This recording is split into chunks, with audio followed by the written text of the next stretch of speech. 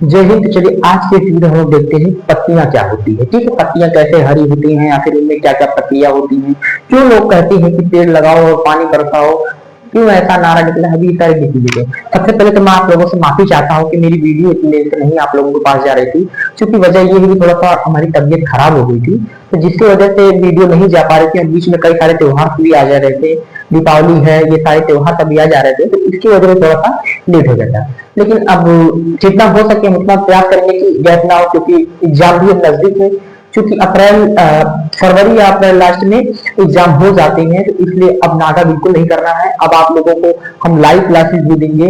Live classes में करीबन 2 घंटे से 3 घंटे तक लाइव क्लासेस चलेंगी, वहां पे आप डेली जो है उसको स्टडी कर सकते हैं। चलिए आज की वीडियो देखते हैं पत्तियां क्या होती है। ठीक है, इससे पहले वाले हमने आपके साथ तना पढ़ा दिया होगा, जड़ पढ़ा दिया होंगे, फल पढ़ा दिया है, बीज पढ़ा दिया। अब थोड़ा सा देखेंगे कि पत्तियां क्या होती है। पत्तियां देख लेते हैं, इसके बाद फूल पे चलेंगे, जो कि फूल बहुत ही इंटरेस्टिंग और बढ़िया टॉपिक है, क्योंकि फूल लंबा चैप्टर है। ठीक है, अब देखते हैं थोड़ा सा पत्ती। पत्ती को हम लोग इंग्लिश में कहते हैं लीफ। इसके अध्ययन को हम लोग प्लांट मार्कोलॉजी बोलते हैं। हमने बताया था पौधे के विभिन्न भागों के अध्ययन को क्या कहते हैं, प्लांट मार्कोलॉजी। क्या कहते हैं भैया, प्लांट मार्कोलॉजी। ठीक है, यहाँ पे देखेंगे हम पत्तियों में हम लोग देखेंगे कि पहले पत्ती का आकार देख लेते हैं, समझ लेते हैं पत्ती में कैसे क्या होता है। नॉर्मल आकार देखेंगे तो ऐसा ही कुछ पत्ती हम लोगों को दिखाई देती है, जिसमें से पत्ती तो पहले किसी ना किसी स्टेम से जुड़ी होगी। किससे जुड़ी होती है, ये वाला पार्ट क्या होता है, स्टेम होता है भैया। क्या होता है, स्टेम। पत्ती किससे जुड़ी होती है, स्टेम मतलब तना से जुड़ी होती है। स्टेम मतलब किससे जुड़ी होगी, तना से। अब इस तना में से एक डंडी निकली है, आप देख सकते हैं। एक क्या निकली है, एक डंडी निकली है। इस डंडी को हम लोग पेसियोल कहते हैं। इस डंडी को हम लोग क्या बोलते हैं, पेसियोल कहते हैं। क्या कहते हैं भैया, पेसियोल कहते हैं। पेसियोल को हिंदी में क्या कहते हैं, वृंत कहते हैं। पेसियोल को हिंदी में क्या कहते हैं, वृंत कहते हैं। अब समझना ध्यान से कि ये पेसियोल जो इससे यानी तना से जुड़ा होता है। पत्ती किससे जुड़ी होती है, तना से जुड़ी होती है। अरे कोई डाल लीजिए, डाल में से पतली का पत्ती निकला होगा, उनमें से ना पत्तियां निकली रहेगी, तो उसको क्या कहते हैं, पेसियोल। ये पेसियोल आगे जाके पतला हो जाता है। ये पेसियोल आगे जाके क्या हो जाता है, यानी ये वृंत जो है आगे जाके पतला हो जाता है, जिसे हम लोग मध्य सिरा कहते हैं। इसे हम लोग क्या कहते हैं, मध्य सिरा। मध्य सिरा कहते हैं। और ये मध्य सिरा में से हम लोग देखेंगे तो आगे जाके कई सारी इसमें से और छोटी छोटी सिराएं निकलने लगती हैं। कई सारी छोटी छोटी सिराएं इसमें से निकलने लगती हैं। जिस तरह से पत्ती आप देखेंगे तो जाली की तरह दिखने लगती है। पत्ती कैसी दिखने लगती है, जाली की तरह। तो ये जो छोटे छोटे इसमें से रेशे नुमान सब निकले हैं, इसे हम लोग छोटी सिरा कहते हैं। इसे हम लोग क्या कहते हैं, छोटी सिरा। छोटी सिरा कहते हैं भैया। क्या कहते हैं, छोटी सिरा। अब ध्यान से समझना, हमने बता दिया कि पत्ती किससे जुड़ी होती है, किसी न किसी तने से जुड़ी होती है। ये तना हो गया जिसे स्टेम बोलते हैं। अब इस तने में से एक पतली सी डंडी नुमा निकल रहता है, जिससे पत्ती चारों ओर फैली रहती है। इस डंडी को हम लोग क्या बोलते हैं, पेसियोल। अब ये पेसियोल आगे जाके आप देखेंगे तो पतला हो गया। पत्ती के अंदर जैसे जैसे जाएगा वो पतला होता जाएगा। ये पतला होता जा रहा है, इसलिए इसको मध्य सिरा कहते हैं। यहाँ से हम इसको रेट से समझा दे रहे हैं। यहाँ पे देखिए, यहाँ से पतला होता चला गया है। ये क्या है, मध्य सिरा है। और मध्य सिरा में से कई सारी छोटी छोटी सिराएं निकली है, जिसे हम लोग छोटी सिरा कहते हैं। जिसे हम लोग क्या कहते हैं, छोटी सिरा कहते हैं। फिर देखेंगे एक चीज में कि पत्ती का जो आगे वाला भाग है, देखो नुकीला होता है। पत्ती का जो आगे वाला पार्ट होता है, ये आगे वाला पार्ट देखना, ये पत्ती का आगे वाला भाग, किसी भी पत्ती का आगे वाला भाग देखेंगे तो नुकीला होता है। क्या होता है भैया, नुकीला होता है। जैसे देख लेंगे आम की पत्ती आगे नुकीला, नीम देखेंगे आगे नुकीला, गुड़हल का पत्ती देखेंगे आगे नुकीला। ज्यादातर पत्तियों का भाग आगे वाला ही नुकीला होता है, इसलिए हम लोग इसे एपिक्स बोलते हैं। क्या बोलते हैं, एपिक्स बोलते हैं। समझना ध्यान से, पत्तियों का जो भाग नुकीला आगे कोना की तरह से निकला होता है, इसे हम लोग एपिक्स बोलते हैं। क्या कहते हैं भैया, एपिक्स। अच्छा, एपिक्स हो गया। फिर देखेंगे पत्तियों का ये जो बाहरी भाग होता है, ये बाहरी मतलब मार्जिन। बाहरी मतलब क्या होता है, मार्जिन। इसलिए बाहरी है, इसलिए इसको क्या बोलते हैं, मार्जिन बोलते हैं। पत्तियों का ये जो बाहरी भाग है, इसे हम लोग क्या बोलते हैं, मार्जिन बोलते हैं। क्या बोलते हैं भैया, मार्जिन कहते हैं। समझ गए। पत्ती का जो बाहरी भाग होता है वो क्या कहलाता है, मार्जिन कहलाता है। क्या कहलाता है भैया, मार्जिन कहलाता है।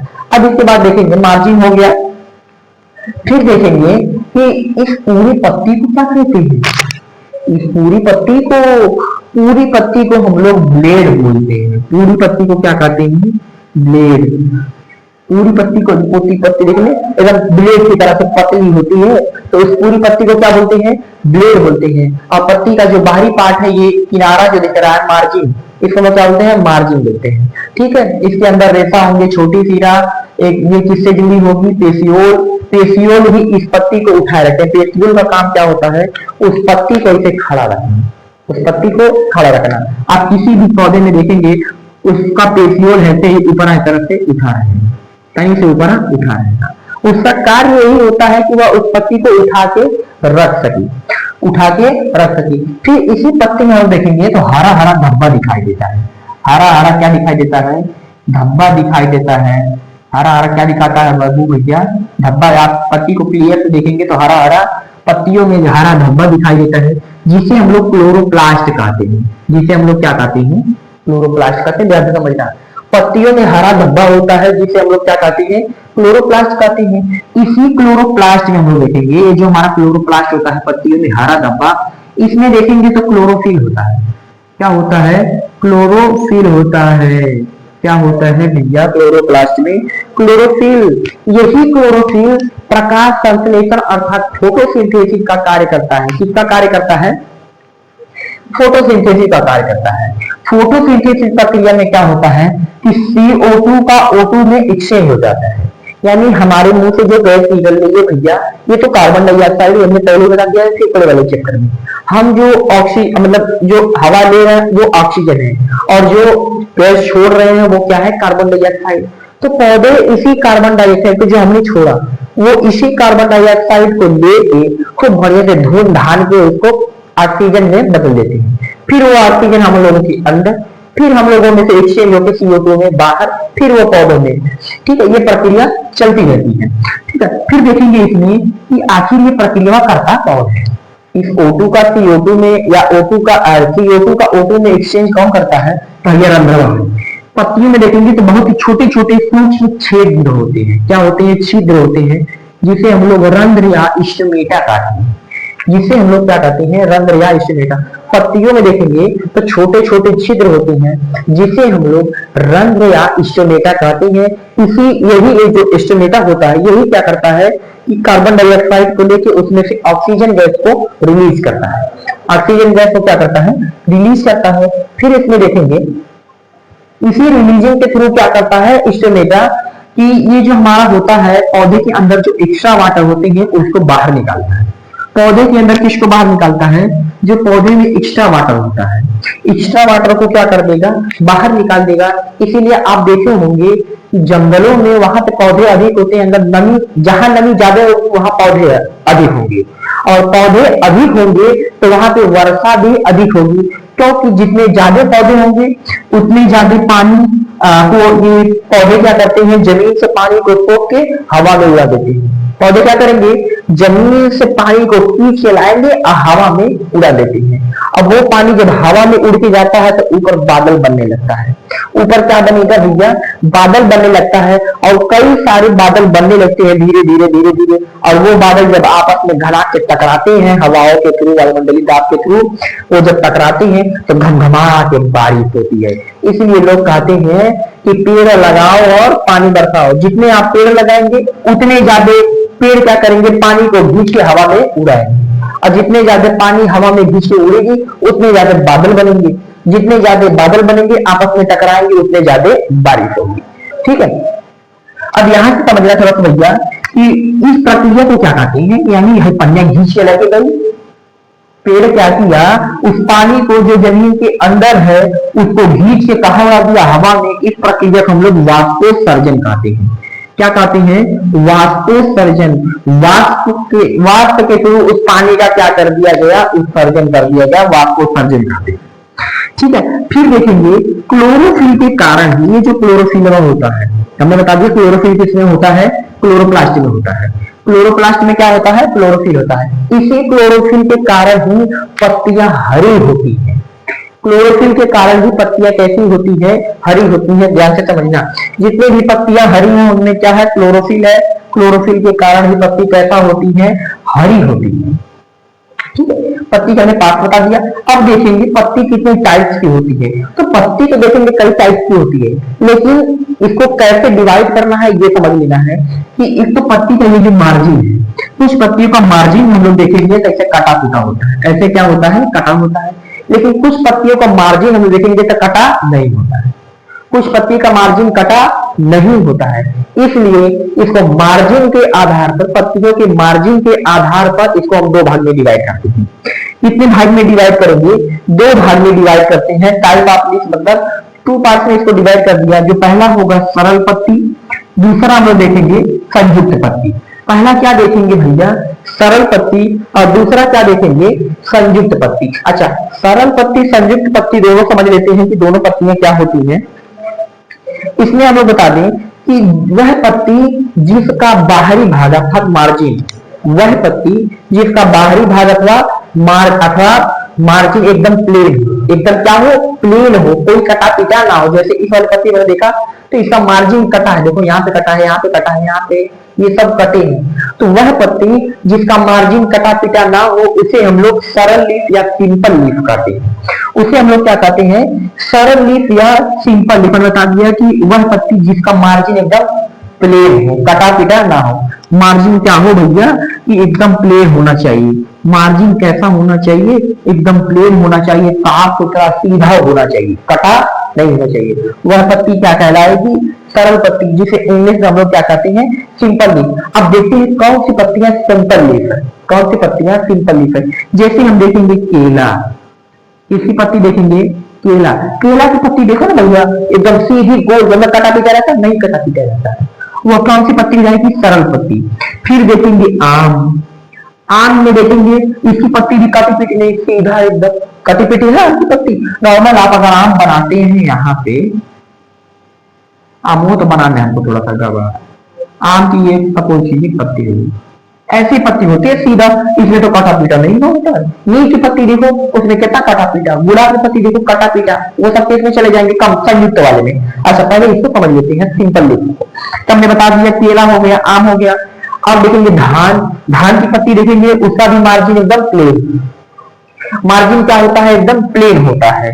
धान हो जाएगा भैया, क्या हो जाएगा, धान, इस टाइम धान का सीजन भी चल रहा है। आपने सुना होगा कि जो है एक गाना समर सिंह हमारे निकाले हैं, ठीक है, धान रोपा चला धनिया सीवनिया में। चलिए ये आपको तो लेना दे रहे हैं समर भैया से। फिर देखेंगे धान बता दिया हमने, फिर देखेंगे गेहूं, क्या देखेंगे भैया, गेहूं, गेहूं की पत्ती भी एकदम सीधी। वह पत्ती जिसका मार्जिन कटा पीटा ना हो, एकदम प्लेन हो, वह कौन सी पत्ती कहलाएगी, सरल पत्ती कहलाएगी।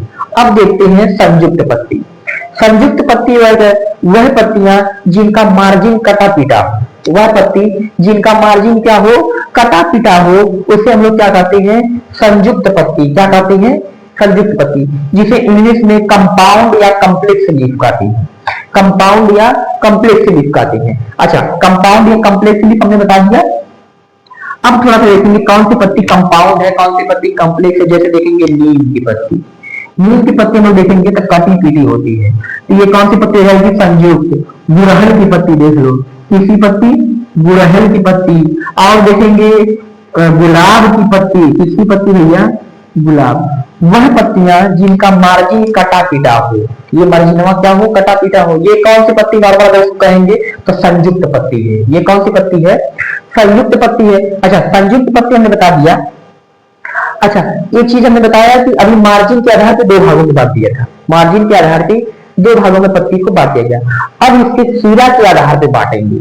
ये जो सिराएं हैं, किसी किसी पत्ती में देखेंगे तो जाली की तरह सिराएं होती है, किसी किसी पत्ती में देखेंगे तो सीधा सीधा सिराएं होती है। तो अब सिरा के आधार पर दो भाग में पत्तियों को बांटेंगे। तब तक अगर आप इसका छोटा सा लेना चाहते हैं तो ले सकते हैं। देखते थोड़ा सा हम आगे समझते हैं कि अब सिरा के आधार पर पत्ती को कितने भागों में बांटा जाता है। ठीक है, अभी हमने बताया तो उसके मार्जिन के आधार पर पत्ती को दो भाग में बांट दिया गया था। अब देखेंगे पत्तियों का जो सिरा होता है उसके आधार पे कितने भाग में, तो पत्तियों के सिरों के आधार पे देखेंगे तो दो भाग में बांटा जाता है। कितने भाग में भैया बांटा जाता है, दो भाग में बांटा जाता है। पहला तो देखेंगे एकांतर पत्ती, पहला क्या देखेंगे एकांतर, दूसरा हम लोग देखेंगे जालिका वर्ग। पहला क्या देखेंगे एकांतर पत्ती, दूसरा देखेंगे जालिका वर्ग। जो एकांतर पत्ती होती है इसे हम लोग इंग्लिश में पैरेलल बोलते हैं, क्या बोलते हैं, पैरेलल बोलते हैं। कौन सी पत्ती बोलते हैं, पैरेलल बोलते हैं। और ये जो जालिका वर्ग होती है इसे रेडिकुलेट बोलते हैं, रेडिकुलेट पत्ती। कौन सी पत्ती हो जाएगी, कौन सी लीफ हो जाएगी, रेडिकुलेट लीफ और पैरेलल लीफ। कौन सी लीफ, पैरेलल लीफ। अब सबसे पहले देखेंगे एकांतर पत्ती किसे कहती है। वह पत्ती वो जो ज्यादातर लंबी होती है और जिनकी सिराएं सीधी होती है, समझना ध्यान से। वह पत्ती जो ज्यादातर लंबी हो और जिनकी सिराएं एकदम सीधी हो, वह कौन सी पत्ती कहलाएगी भैया, एकांतर पत्ती। जैसे समझना, जैसे केला की पत्ती देखो, नॉर्मल एक नॉर्मल केला की पत्ती हम बना दे रहे हैं, ये बीच में उसका क्या हो जाएगा भैया, पेसियोल, जो आगे जाके मध्य सिरा बन जाता है। ये बन गया हमारा केला की पत्ती। केला की पत्ती देखेंगे तो ये बन गई हमारी केला की पत्ती। अब इसमें सिरा जो क्या होती है, सिराएं एकदम सीधी होती है। सिराएं एकदम क्या होती है, सीधी। इनकी सिराएं देखोगे तो ऐसे नॉर्मल निकली होती है, सिरा देखोगे तो ऐसे ही निकली रहेंगी सबकी, ठीक है। सिरा इनकी ऐसे सीधी एकदम निकली होती है। ये कौन सी पत्ती भैया, एकांतर पत्ती। कौन सी पत्ती, एकांतर पत्ती कहलाती है। कौन सी पत्ती देखेंगे, एकांतर पत्ती। धान में देखेंगे, धान की जो पत्तियां होती है इनकी सिराएं भी एकदम सीधी होती है। वह पत्ती जिनकी सिराएं एकदम सीधा हो, सिराएं एकदम क्या हो, सीधा हो, वह कौन सी पत्ती कहलाती है, एकांतर पत्ती अर्थात पैरेलल लीफ। कौन सी लीफ कहलाती है, पैरेलल लीफ कहलाती है, जैसे केला, धान, गेहूं, समझिए। अब देखते हैं जालिका वर्ग पत्ती अर्थात रेडिकुलेट लीफ। रेडिकुलेट लीफ किसे कहते हैं, कि वह पत्ती जिसकी सिराएं जाली की तरह हो, जिसकी सिराएं कैसी हो, जाली की तरह, उसे हम लोग जालिका वर्ग पत्ती कहते हैं। जैसे देखेंगे पीपल की पत्ती देखेंगे, आम की पत्ती देखेंगे। चलो पहले पीपल ही ले लो, बना लेते हैं, पीपल की पत्ती बना लेते हैं। ये तो इसका हो गया पेसियोल, क्या हो गया, पेसियोल। आगे जाके मध्य सिरा बन जाएगा और यहां से एक पीपल की पत्ती,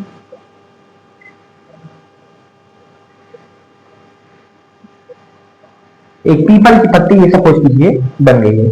अब इसमें जब सिरा देखेंगे आप, सिरा इसमें से एक ठो निकली रहेगी, इनमें काउंट हो, एक ठो, चार ठो, छह ठो, आठ ठो, एक दो तीन, एकदम जाली की तरह तब फैल जाएंगी, तो हमें पता नहीं चलेगा काय ठो सिरा कोई है। तुम्हें पता चल रहा बहुत कहाँ सिरा शुरू हुआ, कहाँ पे खत्म हुआ, ठीक है। इसमें जो सिराएं होती है वो एकदम जाली की तरह, कैसी होंगी, जाली की तरह। किस चीज की पत्ती है, पीपल। ये किस चीज की पत्ती है, केला। अब देखो अंतर तो स्पष्ट हो गया ना भैया, देखो अंतर यही तो स्पष्ट है। केला की पत्ती का ये जो सिरा देखेंगे तो सीधा है और पीपल की पत्ती का सिरा देखेंगे तो जाली की तरह फैली है। कैसी फैली है, जाली की तरह, इसलिए इसे जाली की तरह फैली है, इसलिए इसे क्या बोलते हैं, जालिका वर्ग पत्ती। और ये एकदम सीधा है, एकांतर है, इसलिए इसे एकांतर पत्ती। तो इसके सिरा के आधार पर दो भाग में बांट दिया हमने, कौन सी पत्ती, एकांतर पत्ती और जालिका वर्ग पत्ती। कोई दिक्कत है। अब यहाँ पे समझना है कि एक बीजपत्री, दो बीजपत्री क्या होती है, ठीक है। एक बीजपत्री और दो बीजपत्री। एक बीजपत्री जिनकी पत्तियां ज्यादातर लंबी हो, जिनकी वह पौधे जिनकी पत्तियां ज्यादातर लंबी हो, एक बीजपत्री कहलाती है।